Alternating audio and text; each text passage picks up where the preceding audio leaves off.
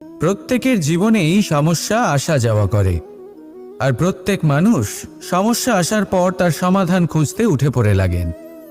কিন্তু যখনই সমস্যার সমাধান হয়ে যায়, আমরা সুপ্রসন্ন হয়ে যাই এবং অসাবধানও হয়ে যাই।